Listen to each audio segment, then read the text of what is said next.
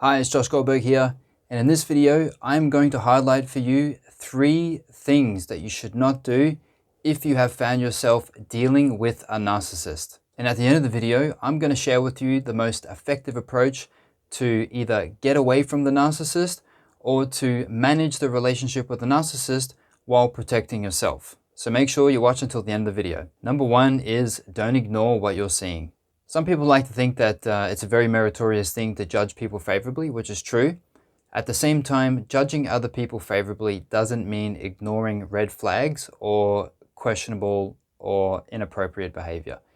So if you're seeing things that are not quite right or make you feel uncomfortable or are just not appropriate, please don't ignore these, take note of them, and don't sweep them under the rug. And remember, actions speak a lot louder than words. So watch their behavior rather than just listening to what they're saying. Okay, number 2 is don't justify their red flag behaviors. If you're seeing things that are not quite right or are questionable, please don't change these things into something right or meritorious. The fact that you even have to justify someone's behavior is already a big red flag that something is not as it seems. Number 3 is don't keep doing the same thing.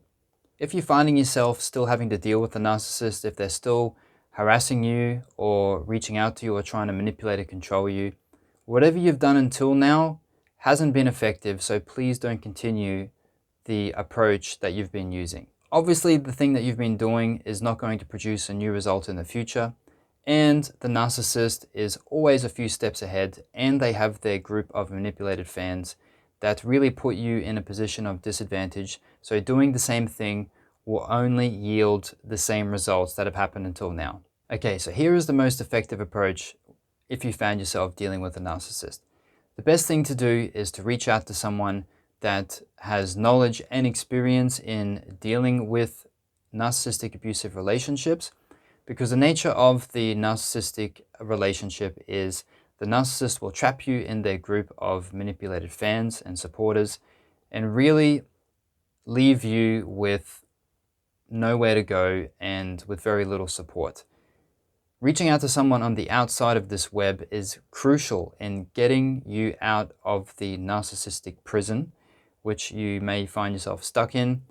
And if you reach out to someone that is in the group and in the web of the narcissist, you're only going to find yourself being triangulated back into control and conformity, which is frustrating and very tiring.